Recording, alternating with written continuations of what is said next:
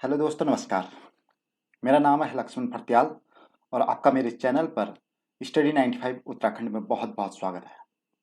दोस्तों, आज का मेरा टॉपिक है मानव रोग। मानव रोग आने वाले एलटी के एग्जाम और वन दरोगा का सबसे महत्वपूर्ण टॉपिक है। इस टॉपिक से 2 या 3 क्वेश्चन अवश्य बनते हैं। उत्तराखंड के एग्जाम का ही नहीं, इंडिया के कोई भी एग्जाम ले लीजिए, उसमें हेल्थ एंड डिजीज से जो क्वेश्चन बनते हैं वो 1 या 2 क्वेश्चन अवश्य बनते हैं। यानी ये मानिए कि ये क्वेश्चन के बिना कंपटीशन एग्जाम का कोई भी पेपर नहीं हो सकता है।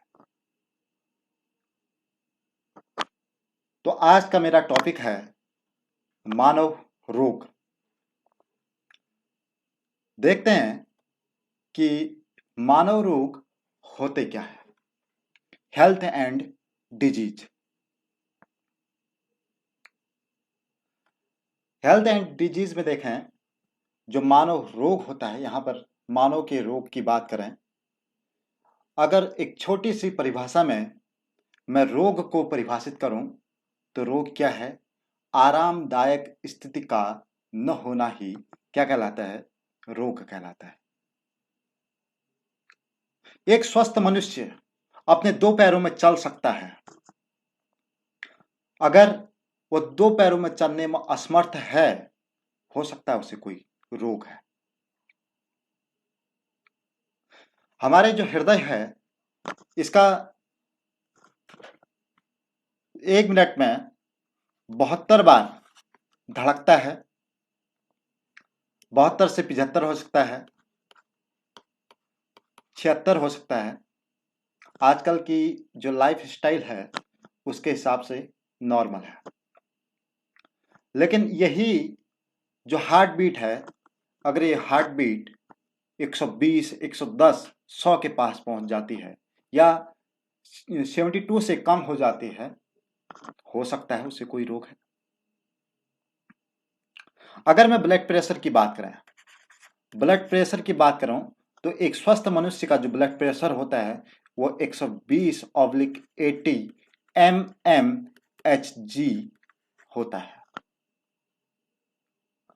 अगर इस 120/80 mmHg से अगर अधिक है या कम है तो हो सकता है उसे कोई न कोई रोग है। अगर मैं बात करूं एक स्वस्थ मनुष्य में जो यूरिन की मात्रा होती है, वो 1 से 1.5 लीटर से 2 लीटर के बीच होती है।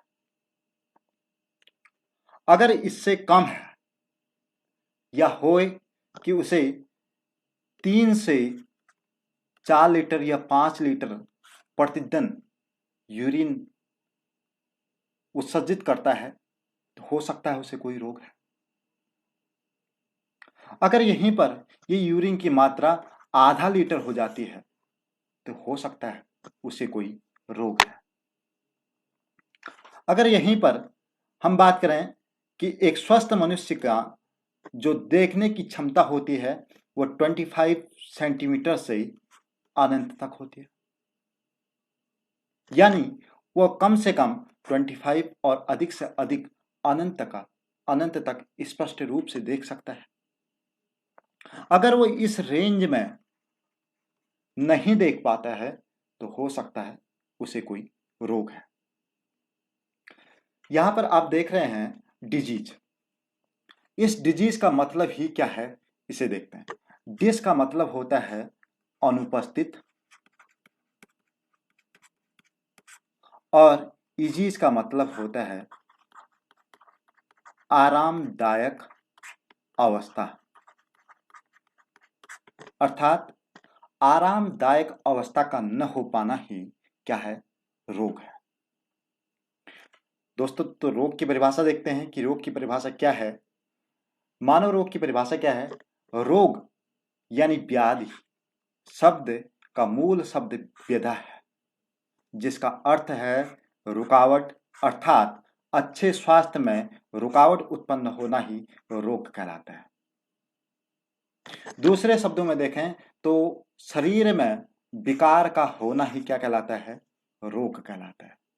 असमंजस, असहज, शरीर का असहज होना ही क्या कहलाता है? रोग कहलाता है। अब देखेंगे हम कि ये तो था रोग, रोग की परिभाषा। अब रोग कितने प्रकार के होते हैं? अलग अलग प्रकार के रोग होते हैं। कोई जन्म से रोग होता है, कोई जन्म लेने के बाद रोगी होता है। आजकल आप देख रहे हैं कि कोरोना है। कोरोना किस तरह का रोग है? एक संक्रामक रोग है। कितने प्रकार के रोग होते हैं, इसके बारे में हम देखेंगे। सबसे पहले हम देखते हैं रोगों के प्रकार। जो रोगों की प्रकार है, रोग की प्रकृति और कारणों के आधार पर इसे दो भागों में विभाजित किया है। एक होता है जन्मजात रोग और एक होता है उपार्जित रोग। जन्मजात रोग यानी ऐसा रोग जो जन्म से होता हो, जन्म से होता है। और उपार्जित रोग जो जन्म लेने के बाद होता है, जन्म लेने के बाद होता हो, तो ऐसे रोग को क्या कहते हैं? हम उपार्जित रोग कहते हैं। एक डायग्राम की तरह से देखते हैं रोग के प्रकार। रोग दो प्रकार के होते हैं। एक हो गया हमारा जन्मजात रोग और दूसरा हो गया हमारा उपार्जित रोग। उपार्जित रोग भी दो तरह के होते हैं। एक होता है इन्फेक्शनल डिजीज और एक होता है नॉन इन्फेक्शनल डिजीज। जन्मजात रोग वह रोग होता है जो जन्म से होता है। जो कब से होता है? जन्म से होता है। जन्म यानी वह गर्भावस्था से ही उसमें रोग होने लगते हैं।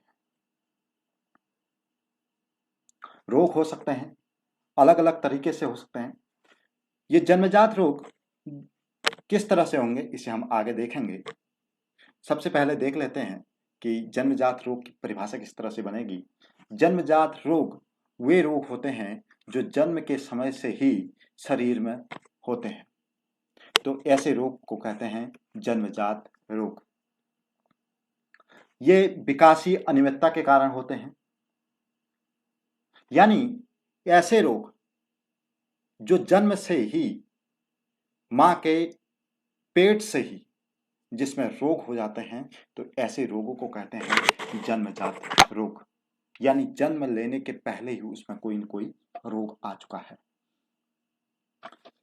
वहीं पर अगर उपार्जित रोग की बात करें तो ऐसे रोग जो जन्म लेने के पश्चात विभिन्न कारकों के कारण उत्पन्न होते हैं, उन्हें कहते हैं उपार्जित रोग। अब ये विभिन्न कारक कौन कौन से हैं? ये विषाणु के कारण हो सकते हैं, वायरस के कारण हो सकते हैं, प्रोटोजोआ के कारण हो सकते हैं, फंगस के कारण हो सकते हैं। इस तरह के रोगों को कहते हैं हम उपार्जित रोग। ये दो तरह के होते हैं। एक होता है इन्फेक्शनल डिजीज और दूसरा होता है नॉन इन्फेक्शनल डिजीज। यानी एक ऐसा रोग जो संक्रमण के कारण रोगी व्यक्ति है और इस रोगी व्यक्ति के संपर्क में अगर साधारण मनुष्य आता है जो रोगी नहीं है, तो उसको ये रोग क्या हो सकते हैं? संक्रमण के द्वारा फैल सकते हैं। और वहीं पर असंक्रामक रोग की बात करें तो इसमें रोगी जो होता है, वो रोगी अगर स्वस्थ व्यक्ति के संपर्क में भी आता है तो यह रोग संपर्क में आने से नहीं फैलते हैं। तो ऐसे रोगों को कहते हैं असंक्रामक रोग या इसे कहते हैं नॉन इन्फेक्शनल डिजीज। देखें तो संक्रामक रोग क्या होते हैं? यह हानिकारक सूक्ष्म जीवों रोगाणुओं के कारण होता है। उदाहरण तो किस किस से होता है? जीवाणु के कारण होता है, बैक्टीरिया के कारण होता है, वायरस के कारण होता है, फंगस के कारण होता है और प्रोटोजोआ के कारण होता है।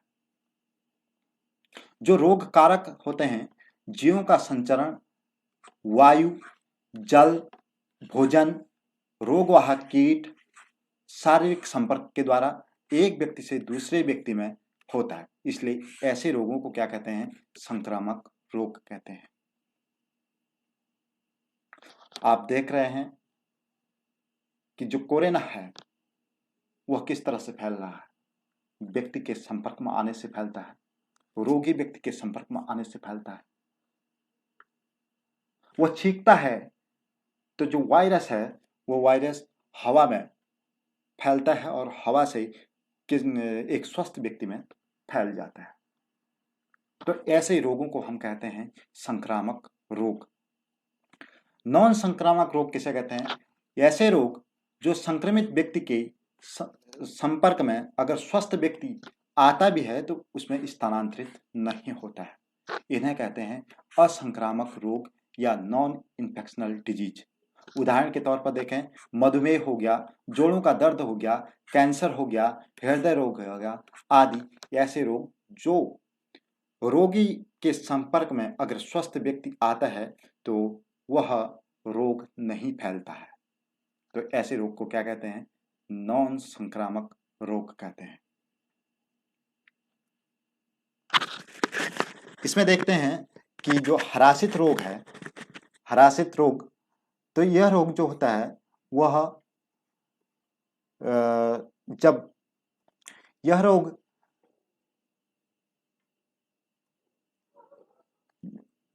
शारीरिक अंग, जो शारीरिक अंग होते हैं, अंगों के नष्ट हो जाने से होता है, नष्ट होने से होता है। और हीन तानिजा रोग, यह रोग जो है पोषक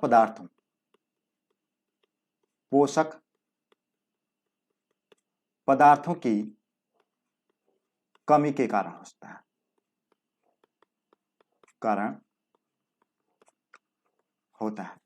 कौन कौन से रोग होते हैं? रिकेट्स होता है, इस तरह के अनेक रोग हैं, हम इसको आगे देखेंगे। नॉन संक्रामक रोग यानी रोगी व्यक्ति के संपर्क में आने से यह रोग स्वस्थ मनुष्य के शरीर में प्रवेश नहीं करता है। एलर्जी क्या है? किसी पदार्थ के प्रति अति संवेदनशील होना ही क्या कहलाता है? एलर्जी हो जाती है। कैंसर, इसमें क्या होगा? जो ऊतक होते हैं, ऊतकों का अनियमित रूप से बढ़ना क्या कहलाता है? कैंसर हो सकता है। आनुवंशिक रोग, बात करें हीमोफीलिया, वर्णांधता, ऐसे रोग क्या हैं? असंक्रामक रोग हैं जो रोगी व्यक्ति के संपर्क में आने से नहीं फैलते हैं। उपार्जित रोग हमने दो तरह के देखे, एक तो देखा हमने संक्रामक रोग और दूसरा देखा असंक्रामक रोग। संक्रामक रोग क्या था कि जो स्वस्थ रोगी व्यक्ति है, अगर उसके संपर्क में ये रोगी व्यक्ति है, इस रोगी व्यक्ति के संपर्क में अगर स्वस्थ व्यक्ति आता है, हाथ मिलाता है या इसके संपर्क में किसी भी तरह से आता है तो यह रोग इस स्वस्थ व्यक्ति में भी आ सकता है। और असंक्रामक रोग की बात करें तो रोगी व्यक्ति के संपर्क में अगर स्वस्थ व्यक्ति भी आता है तो वह रोग इस स्वस्थ व्यक्ति में नहीं जा सकता है। तो ऐसे रोग कहते हैं नॉन इन्फेक्शनल डिजीज। बात करें, सबसे पहले एक एक करके हम बात करते हैं कि जन्मजात रोग क्या होते हैं। जन्मजात रोग को ही हम कहते हैं आनुवंशिक रोग कहते हैं। अब ये आनुवंशिक रोग होते किस तरह से है? आनुवंशिक रोग दो तरह से हो सकते हैं। एक, गुणसूत्रों की संख्या में परिवर्तन के आधार पर, और दूसरा हो सकता है गुणसूत्रों की संरचना में परिवर्तन के आधार पर। बात करें एक नॉर्मल मनुष्य, एक साधारण मनुष्य, साधारण मनुष्य में जो गुणसूत्र की संख्या रहती है वो 44 प्लस एक्स वाई और 44 प्लस एक्स एक्स, ये नर में और ये मादा में। यह एक नॉर्मल मनुष्य में गुणसूत्र की संख्या है। इन 44 को कहते हैं कायिक गुणसूत्र, कायिक गुणसूत्र। और ये जो एक्स है, एक्स एक्स और एक्स वाई है, इनको कहते हैं लिंग गुणसूत्र।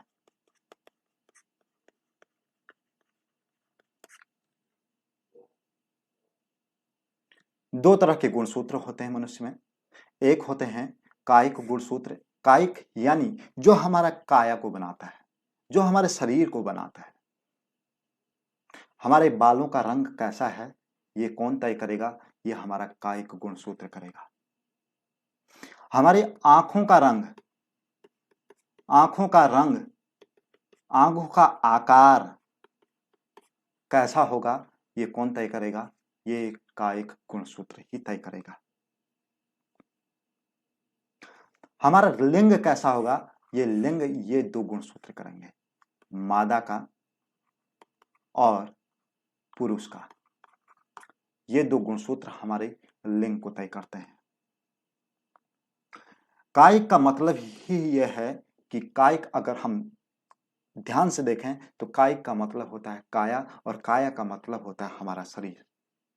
जिन गुणसूत्रों के द्वारा हमारे शरीर को बनाया जाता है उसे कहते हैं कायिक गुणसूत्र। और लिंग गुणसूत्र से नाम से ही पता चल रहा है कि लिंग गुणसूत्र क्या है। जो हमारे लिंग का निर्धारण करता है उसे क्या कहते हैं? हम लिंग गुणसूत्र कहते हैं। अब हम बात कर रहे थे कि जो जन्मजात रोग होते हैं, आनुवंशिक रोग होते हैं, वह किस तरह से होते हैं। आनुवंशिक रोग दो तरह के हो सकते हैं, एक गुणसूत्रों की संख्या में परिवर्तन और दूसरा गुणसूत्रों की संरचना में परिवर्तन के आधार पर। गुणसूत्र की संख्या में परिवर्तन क्या है कि माना एक नॉर्मल जो मनुष्य है, एक नॉर्मल मनुष्य में गुणसूत्र की संख्या 46 रहती है। अगर इन गुणसूत्र की संख्या में अगर परिवर्तन हो जाता है, माना ये 44 हो जाते हैं, 42 हो जाते हैं, या 46 हो जाते हैं, नहीं 47 हो जाते हैं, 48 हो जाते हैं, तो ऐसे में यह क्या होगा कि यह जो है गुणसूत्रों की संख्या में परिवर्तन हो रहा है, तो यह हमारा कोई न कोई जन्मजात रोग होगा। अब ये गुणसूत्रों में जो परिवर्तन है, यह गुणसूत्रों में परिवर्तन दो तरह से हो सकता है। एक हमारे कायिक गुणसूत्र और दूसरा हमारे लिंग गुणसूत्र है। कायिक गुणसूत्र में अगर उसकी संख्या में परिवर्तन होता है या लिंग गुणसूत्र की संख्या में परिवर्तन होता है तो कोई न कोई एक रोग हमें होगा, और वो रोग कैसा होगा? आनुवंशिक होगा या जन्मजात रोग होगा। यानी गुणसूत्रों की संख्या में परिवर्तन होने से जो रोग बनता है उसे क्या कहते हैं? जन्मजात रोग कहते हैं। दूसरी तरफ अगर देखें तो गुणसूत्रों की संरचना में परिवर्तन, अगर गुणसूत्र की संरचना में परिवर्तन हो जाता है, गुणसूत्र का फिगर देखें तो गुणसूत्र का जो फिगर होता है वो इस तरह से होता है। यहां पर डीएनए के सेगमेंट होते हैं और हिस्टोन प्रोटीन होता है। हिस्टोन प्रोटीन और डीएनए के सेगमेंट होते हैं। अगर इन डीएनए के सेगमेंट में इसकी संरचना में जैसी संरचना होनी चाहिए थी वैसी संरचना नहीं हुई तो हमको कौन सा रोग होगा? जन्मजात रोग होगा। हिस्टोन प्रोटीन है, इस प्रोटीन की जगह कोई दूसरा प्रोटीन आ जाता है तो समझ लीजिए हमको कौन सा रोग है? जन्मजात रोग है। अब ये जन्मजात रोग भी दो तरह से हो सकता है, एक लिंग गुणसूत्र और दूसरा कायिक गुणसूत्र। अगर कायिक गुणसूत्र की संरचना में परिवर्तन होता है, कायिक गुणसूत्र की संरचना में परिवर्तन होगा तो उससे भी हमको कौन सा रोग होगा? जन्मजात रोग होगा। यह संरचना में परिवर्तन लिंग गुणसूत्र में भी हो सकता है। दो तरह के गुणसूत्र होते हैं, ऑटोसोम्स और लिंग गुणसूत्र। इन दोनों गुणसूत्रों में अगर संख्या या संरचना में परिवर्तन होता है तो हमें कौन सा रोग होता है? जन्मजात रोग होता है। बात करते हैं आगे कि एक महत्वपूर्ण बिंदु क्या क्या है। सबसे पहले देखते हैं, एक साधारण मनुष्य है, साधारण मनुष्य, इसमें जो गुणसूत्र की संख्या रहेगी, एक मिनट, गुणसूत्र की संख्या रहती है वो कितनी रहती है? 46। अगर इस 46 में एक गुणसूत्र की अधिकता हो जाती है तो इस टर्म को हम नाम देंगे ट्राइसोमी, यानी एक गुणसूत्र की अधिकता हो गई। यहां पर जहां पर एक गुणसूत्र की अधिकता होगी उसे कहते हैं ट्राइसोमी। अगर दो गुणसूत्र, 46 हमारे नॉर्मल गुणसूत्र थे और नॉर्मल गुणसूत्र में अगर दो गुणसूत्र अतिरिक्त आ जाते हैं तो ऐसे को कहते हैं हम टेट्रासोमी, यानी दो गुणसूत्र की अधिकता। 2n थी, 2n हमारा गुणसूत्र की संख्या रहती है। n 2n क्या है? n माता की तरफ से मिली और n जो है पिता की तरफ से मिले, ये हो जाते हैं मिलकर द्विगुणित 2n, यानी 23 गुणसूत्र हमारी माता की तरफ से और 23 गुणसूत्र हमारे पिता की तरफ से मिलते हैं तो ये बनते हैं 46, और इसी को कहते हैं 2n, और इसी को कहते हैं द्विगुणित, यानी दोनों के गुण। अगर 46 में एक गुणसूत्र की कमी हो जाती है तो इसे कहते हैं मोनोसोमी, यानी एक गुणसूत्र की कमी हो जाना, इसको हम नाम देंगे मोनोसोमी। और एक गुणसूत्र की अगर दो गुणसूत्र की कमी हो जाती है तो इसे हम नाम देते हैं नलीसोमी, यानी दो गुणसूत्र की क्या होगी? यहाँ पर कमी होगी। 46 नॉर्मल गुणसूत्र रहते हैं, इसमें दो गुणसूत्र की अगर कमी हो जाती है तो ये बन जाते हैं 44, तो इसे क्या कहेंगे? हम नलीसोमी कहेंगे। अब ये जो टर्म दिए हैं, ये टर्म यहाँ पर लिखे हैं, इन टर्मों से किस तरह के क्वेश्चन बनते हैं, आजकल किस तरह के क्वेश्चन आते हैं उसको देखते हैं। यह है कि डाउन सिंड्रोम में होता है, डाउन सिंड्रोम में क्या होता है? ऑप्शन फर्स्ट है कि 21वें गुणसूत्र की ट्राइसोमी, 22वें गुणसूत्र की ट्राइसोमी, 18वें गुणसूत्र की ट्राइसोमी या 16वें गुणसूत्र की ट्राइसोमी। ट्राइसोमी का 16वें गुणसूत्र की मोनोसोमी। तो ट्राइसोमी का मतलब था कि नॉर्मल तो होते हैं 46, अगर इसमें एक गुणसूत्र की अधिकता हो जाती है तो इसे कहते हैं हम ट्राइसोमी।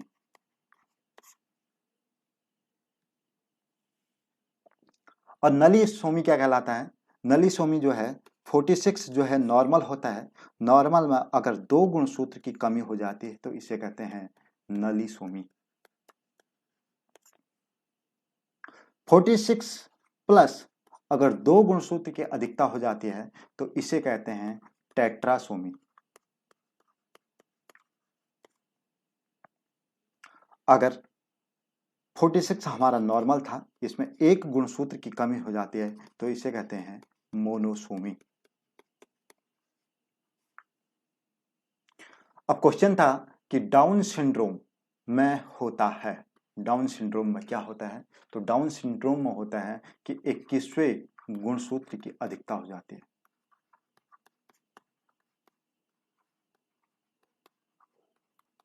अधिकता हो जाती है, यानी जो 21वां गुणसूत्र था, इस गुणसूत्र की एक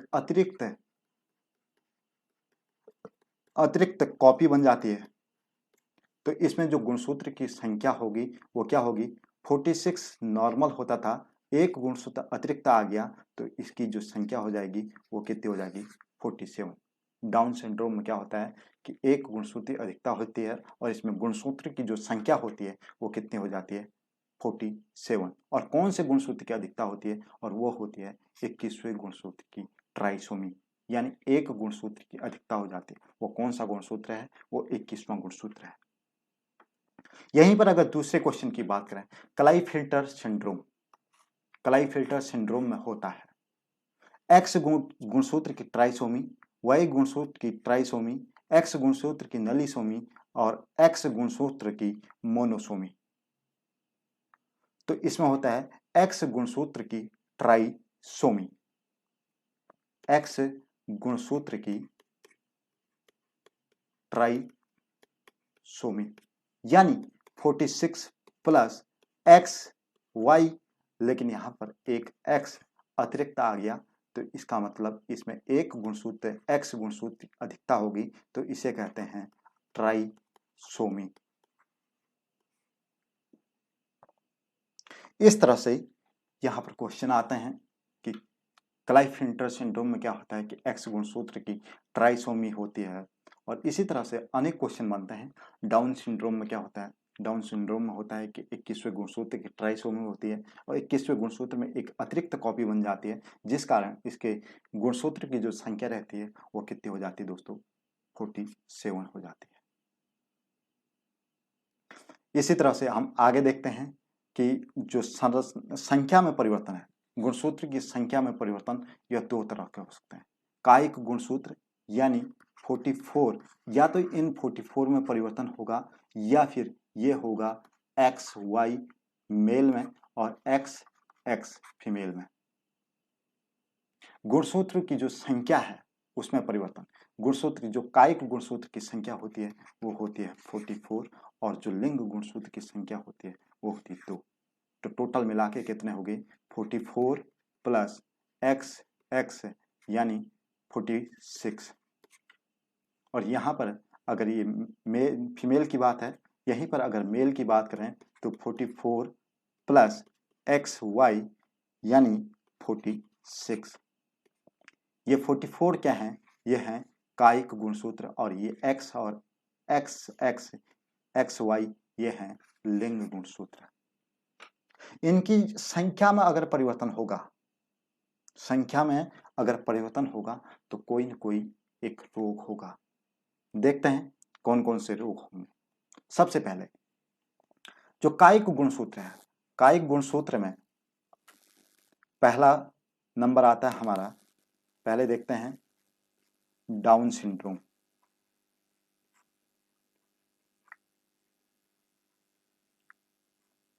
डाउन सिंड्रोम। दूसरा आता है एडवर्ग सिंड्रोम। तीसरा आता है पटाई सिंड्रोम।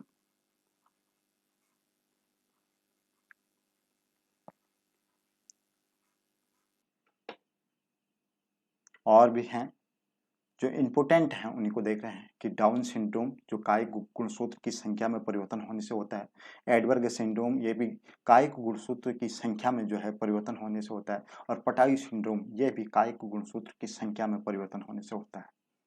यहीं पर अगर लिंग गुणसूत्र की संख्या में परिवर्तन के आधार पर रोग देखें तो पहला रोग आ जाता है हमारा क्लाइफिल्टर सिंड्रोम।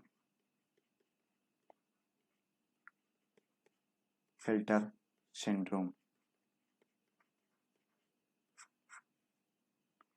दूसरा टर्नर सिंड्रोम।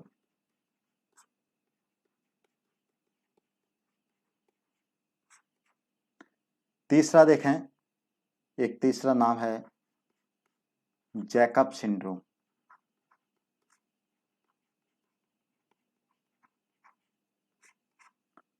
फोर्थ है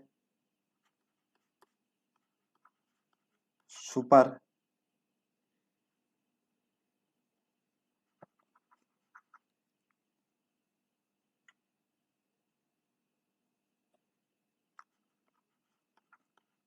सुपर फीमेल। अब एक कायिक गुणसूत्र कौन कौन से गुणसूत्र में परिवर्तन होने से होता है? यह होता है जो डाउन सिंड्रोम है वो 21वें गुणसूत्र है, 21वें गुणसूत्र की ट्राइसोमी से होता है। ट्राइसोमी यानी एक गुणसूत्र की अधिकता हो जाना, यानी 21वां गुण जो गुणसूत्र था इसकी एक अतिरिक्त कॉपी बन गई और इसी को हम कहते हैं डाउन सिंड्रोम। एडवर्ग सिंड्रोम ये 18वें गुणसूत्र 18वें गुणसूत्र की ट्राइसोमी से होता है, ट्राइसोमी से होता है। और पटायु सिंड्रोम की बात करें तो ये होता है 13वें नंबर के गुणसूत्र की ट्राइसोमी से, यानी जो 13वां नंबर का गुणसूत्र है उसमें एक गुणसूत्र की अतिरिक्त कॉपी बन गई और वह बन गया पटायु सिंड्रोम।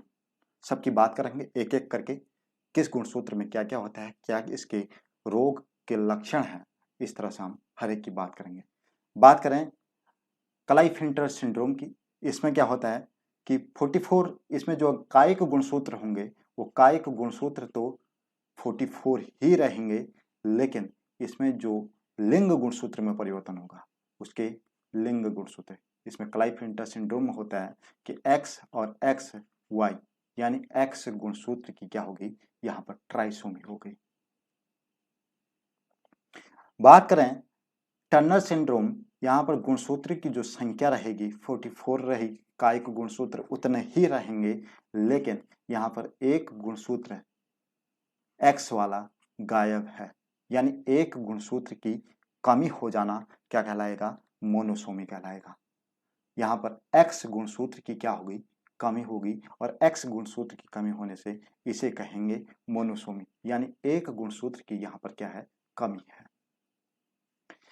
बात करें जैकब सिंड्रोम की, तो जैकब सिंड्रोम में 44 कायिक गुणसूत्र हुए और इसमें प्लस एक्स वाई वाई और वाई, यानी दो इसमें वाई वाई जो गुणसूत्र हैं वो अतिरिक्त आ गए हैं, ज्यादा आ गए हैं। तो दो गुणसूत्र की अधिकता होने को इसे क्या कहते हैं, इसे कहते हैं टेट्रासोमी, यानी वाई गुणसूत्र की यहां पर क्या हो गई, टेट्रासोमी हो गई। बात करें सुपर फीमेल की, तो सुपर फीमेल में क्या होगा कि कायिक गुणसूत्र तो उतने ही रहेंगे, लिंग गुणसूत्र की संख्या में ही परिवर्तन होगा। तो यहां पर जो सुपर फीमेल है इसमें एक्स एक्स एक्स और एक्स, यानी जो दो एक्स थे वो अतिरिक्त आ गए हैं और दो गुणसूत्र की अधिकता हो जाने को कहते हैं टेट्रासोमी, यानी एक्स गुणसूत्र की क्या होगी, यहां पर टेट्रासोमी हो गई। बात करें हमने कायिक गुणसूत्र, कायिक गुणसूत्र में सबसे पहले हमने देखा कि डाउन जो सिंड्रोम होता है, डाउन सिंड्रोम में क्या होता है कि 21वें गुणसूत्र की यहाँ पर ट्राइसोमी, यानी एक गुणसूत्र की अधिकता हो गई।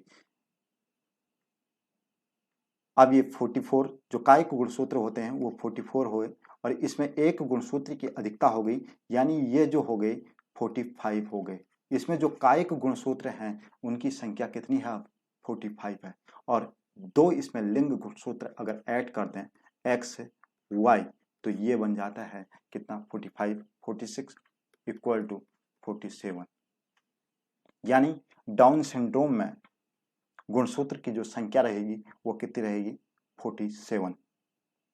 इसी तरह एडवर्ग सिंड्रोम, एडवर्ग सिंड्रोम में बात करें तो इसमें 18वें गुणसूत्र की ट्राइसोमी हो जाती है, यानी जो 18वें नंबर का गुणसूत्र था उसकी एक अतिरिक्त कॉपी बन गई।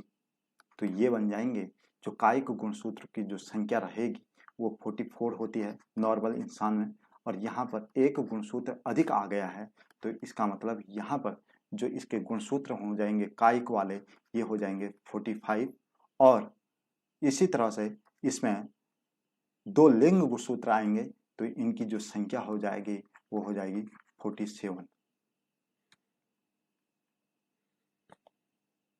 उसी तरह पटाई सिंड्रोम में इसमें 23वें गुणसूत्र की एक अतिरिक्त कॉपी बन जाती है। वहीं अगर लिंग गुणसूत्र की बात करें तो लिंग गुणसूत्र में कायिक गुणसूत्रों की संख्या तो रहेगी फिक्स, लेकिन चेंजेस किसमें होंगे, लिंग गुणसूत्र में। लिंग गुणसूत्र की संख्या में परिवर्तन होगा, जिस कारण गुणसूत्र की संख्या में परिवर्तन होने से ये इस तरह के हमको रोग दिखाई देंगे। Turner syndrome, Klinefelter syndrome, Jacob syndrome और सुपर फीमेल सिंड्रोम। बात करते हैं एक एक करके इनके लक्षणों की। जो डाउन सिंड्रोम होता है, यह डाउन सिंड्रोम होता कैसे? यह रोग अर्धसूत्री विभाजन में अनियमितता के कारण होता है। अर्धसूत्री विभाजन में ऑटोसोम यानी जो कायिक गुणसूत्र हैं, कायिक गुणसूत्र की स्थिति में असमानता हो जाती है। इस प्रकार के जाइगोट से विकसित भ्रूण कुछ ही समय के पश्चात मर जाता है, और यदि जीवित रहता है तो इसमें ये विकसित होते हैं। उसमें कौन से लक्षण विकसित होते हैं? वयस्क अवस्था में वह मंद बुद्धि का हो जाता है, आंखें टेढ़ी हो जाती हैं, जीभ मोटी हो जाती है और अनियमित शारीरिक ढांचा हो जाता है। इस डाउन सिंड्रोम की जो खोज की थी वो की थी हमारे लैगडम डाउन ने। इन्हीं के नाम पर इस डाउन सिंड्रोम को रखा गया है। इसमें लक्षण कैसे होते हैं कि होंठ व तालू कटे होते हैं, मानसिक विकास पूर्ण तरह नहीं हो पाता है, शारीरिक लंबाई कम होती है और चेहरा कैसा होगा? इसमें गोलाकार होगा, गोलाकार होगा। लंबाई इसकी कम होगी, लंबाई कम होगी। मानसिक विकार होंगे, और होंठ व तालू कटे हुए होंगे। तो ये थे डाउन सिंड्रोम। डाउन सिंड्रोम में होता क्या है? डाउन सिंड्रोम की बात करें तो इसमें 21वें गुणसूत्र है, जो 21वां गुणसूत्र है, इस गुणसूत्र की एक अतिरिक्त कॉपी बन जाती है, और इसमें डाउन सिंड्रोम में जो गुणसूत्र की संख्या रहती है वह हो जाती है कितनी? 47। एक गुणसूत्र, ये गुणसूत्र किसमें होगा? किस किस गुणसूत्र में एक अतिरिक्त वो कॉपी बन जाती है? 21वें गुणसूत्र। तो 21वें गुणसूत्र होता है कायिक गुणसूत्र। यानी कायिक गुणसूत्र में एक गुणसूत्र की अधिकता हो जाने से बनेगा डाउन सिंड्रोम। और वह कौन से गुणसूत्र में परिवर्तन होना चाहिए? कौन से गुणसूत्र की एक अतिरिक्त कॉपी बननी चाहिए? वो बननी चाहिए 21वें गुणसूत्र। अगर 21वें गुणसूत्र की अतिरिक्त कॉपी बन गई, एक गुणसूत्र 21वां गुणसूत्र की एक कॉपी और बन गई, तो समझ लीजिए कि डाउन सिंड्रोम है। इसी का दूसरा नाम है मंगोलिज्म। बात करें पटायु सिंड्रोम की। पटायु सिंड्रोम में होता क्या है कि जो 13वां गुणसूत्र है, 13वें गुणसूत्र की ट्राइसोमी हो जाते हैं, ट्राइसोमी हो जाते हैं। यानी 13वें गुणसूत्र की अतिरिक्त कॉपी बनी, तो इसमें भी गुणसूत्र की संख्या रह जाएगी 47। यानी एक 13वां जो गुणसूत्र है उसकी ट्राइसोमी होगी, तो एक गुणसूत्र अतिरिक्त बनेगा। नॉर्मल जो गुणसूत्र की संख्या थी 46, एक गुणसूत्र अगर इसमें एक और मिल जाए तो इनकी जो संख्या हो जाएगी वो हो जाएगी 47। इस रोग में होता क्या है? इसके ऊपर का होंठ बीच से कट जाता है, तालू में दरार हो जाती है, और इन रोग में रोगी मंद बुद्धि, नेत्र रोग हो जाता है, आदि रोगों से वह क्या होता है? प्रभावित होता है। बात करें क्लाइफिल्टर सिंड्रोम की। क्लाइफिल्टर सिंड्रोम में यह भी क्या होता है? अर्धसूत्री विभाजन के अतिरिक्त अनियमितता के कारण होता है। इसमें जाइगोट में गुणसूत्र की संख्या सामान्य से 47 हो जाती है। सामान्य तो होती है 46, इसमें एक गुणसूत्र अधिक आ जाता है, तो ऐसे जाइगोट से उत्पन्न पुरुषों में स्त्रियोचित लक्षण उत्पन्न हो जाते हैं। इसमें पुरुषों का वृषण अल्प विकसित व स्तन स्त्रियों के समान विकसित हो जाते हैं। ऐसे पुरुष क्या होते हैं? नपुंसक होते हैं।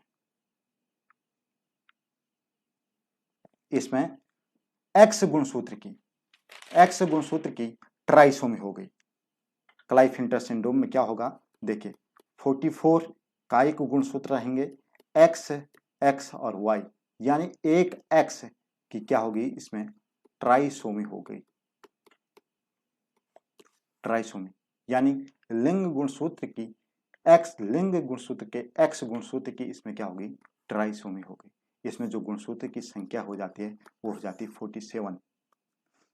कायिक गुणसूत्र में कोई परिवर्तन नहीं होगा तो किसमें होगा, लिंग गुणसूत्र में परिवर्तन होगा। और लिंग गुणसूत्र में जो क्लाइफिल्टर सिंड्रोम है उसके कौन से गुणसूत्र में परिवर्तन होता है, एक्स गुणसूत्र में। होना तो चाहिए था इसे नर, लेकिन इसके जो शरीर का ढांचा है उसके हिसाब से यह किस तरह का दिखेगा, मादा दिखेगा। बात करें टर्नर सिंड्रोम की, यह भी क्या होता है कि जो अर्धसूत्री, इसमें होता क्या है, सबसे पहले इसे देखते हैं कि इसमें 44 प्लस, ये 44 तो रहते ही हैं कायिक गुणसूत्र, प्लस एक्स और 0, यहाँ पर एक गुणसूत्र की कमी हो जाती है। और एक गुणसूत्र की कमी हो गई तो यहाँ पर एक्स गुणसूत्र की मोनोसोमी होती है, यानी एक गुणसूत्र की कमी हो जाना, इसी को क्या कहते हैं, मोनोसोमी कहते हैं। होता क्या है, रोग अर्धसूत्री विभाजन में अनियमितता से उत्पन्न होता है। विभाजन में अनियमितता हो जाती है और एक ऐसे अंड का निर्माण हो जाता है जिसमें कोई भी लिंग गुणसूत्र नहीं होता है तथा दोनों लिंग गुणसूत्र एक्स एक्स एक ही अंडे में चले जाते हैं। जब इस प्रकार अंडा सामान्य शुक्राणु से निषेचित होता है तो बनने वाला जायगोट से बनने वाली स्त्रियों में अनेक शारीरिक असमताएं उत्पन्न होते हैं, जैसे शरीर का अल्प विकसित होना, कद का छोटा होना, वक्ष का चपटा होना और जनांग अविकसित होते हैं। तो ऐसी जो स्त्रियां होती हैं वो क्या होती हैं, बांझ होती हैं। यानी जो क्लाइफिल्टर सिंड्रोम है, Klinefelter syndrome plus Turner syndrome, Turner syndrome, तो क्लाइफिल्टर सिंड्रोम में भी आपने देखा कि जो ऐसे जिसमें एक गुणसूत्र की अधिकता हो जाती है, यानी एक्स गुणसूत्र की अधिकता हो जाती है, तो ये ऐसे पुरुष क्या होते हैं, नपुंसक होते हैं। और यहाँ पर भी आपने देखा कि ऐसी स्त्रियां जिसमें एक एक्स गुणसूत्र की मोनोसोमी हो जाती है, यानी एक्स गुणसूत्र की कमी हो जाती है, तो ऐसी स्त्रियां क्या होती हैं, बांझ होती हैं। यानी कहने का मतलब है कि क्लाइफिल्टर सिंड्रोम और टर्नर सिंड्रोम रोग से पीड़ित व्यक्ति संतान उत्पन्न नहीं कर सकता है, संतान उत्पन्न नहीं कर सकता है।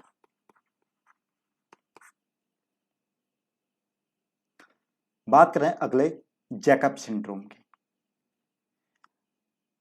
जैकब सिंड्रोम में होता क्या है कि इसमें जो कायिक गुणसूत्र होते हैं वो रहते हैं 44 और इसमें प्लस एक्स वाई वाई और वाई, यानी दो जो वाई गुणसूत्र हैं इनकी अधिकता हो जाती है, इनकी क्या हो जाती है, अधिकता हो जाती है।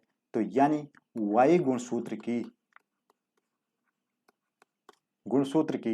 टेट्रासोमी हो जाती है,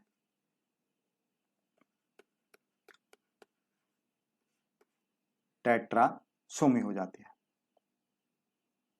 इसमें जो गुणसूत्र की जो संख्या रहती है वो कितनी हो गई, 44 तो कायिक गुणसूत्र थे, 45 46 47 48, यानी गुणसूत्र की संख्या कितनी हो गई, 48 हो गई।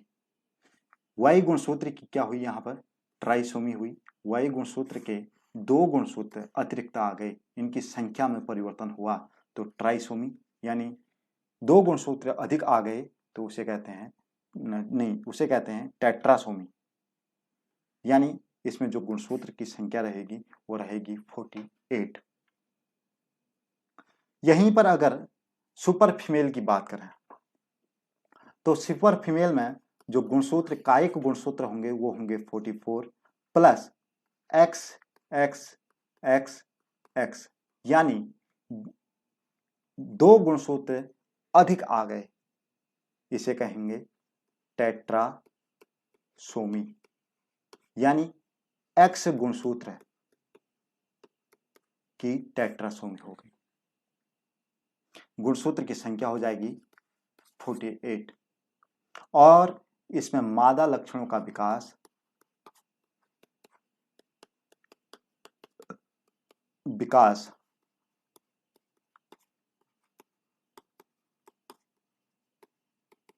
ज्यादा होगा।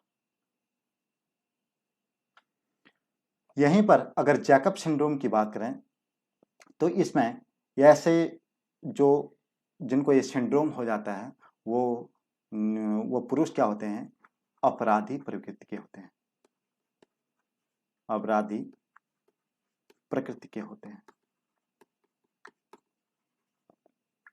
यहाँ पर इनके शरीर में बहुत ज्यादा बाल होंगे और नर के जो लक्षण होते हैं, नर के लक्षण ज्यादा होंगे। यहां पर एक बात ध्यान देने की है कि सुपर फीमेल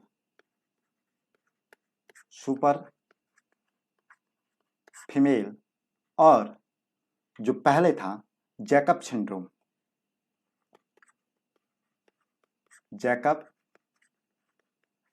सिंड्रोम, इन दोनों रोग अगर ये रोग वाले व्यक्ति संतान उत्पन्न कर सकते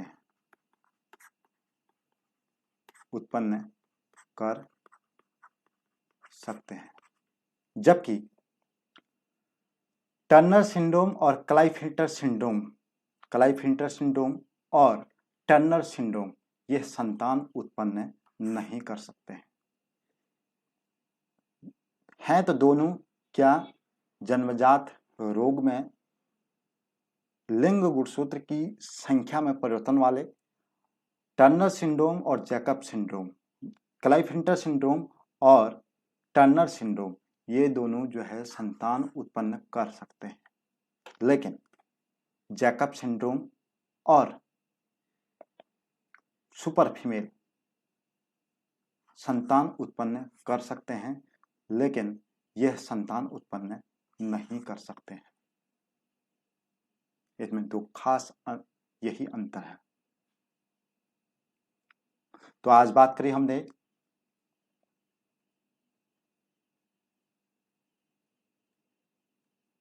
सबसे पहले हमने देखा कि रोग होता क्या है, मानव रोग क्या है। उसके बाद हमने देखा कि मानव रोग की परिभाषा देखी, रोग के प्रकार देखे, जन्मजात रोग क्या होता है, उपार्जित रोग क्या होता है, संक्रामक रोग, असंक्रामक रोग, और जन्मजात रोगों के बारे में हमने देखा कि एक तो होता है गुणसूत्र की संख्या में परिवर्तन, दूसरा होता है गुणसूत्र की संरचना में परिवर्तन। उसके बाद महत्वपूर्ण बिंदु देखे थे और गुणसूत्र की संख्या में कायिक गुणसूत्र में जो परिवर्तन होते हैं उसके हिसाब से कौन से रोग होते हैं, और लिंग गुणसूत्र में अगर संख्या में परिवर्तन होता है तो उससे कौन से रोग होते हैं। इन रोगों के बारे में हमने देखा। नेक्स्ट वीडियो में हम देखेंगे गुणसूत्रों की संरचना में परिवर्तन होने से कौन से रोग उत्पन्न होते हैं। ये थी गुणसूत्रों की संख्या में परिवर्तन होने से। आज के लिए बस इतना ही, मिलते हैं अगली वीडियो में।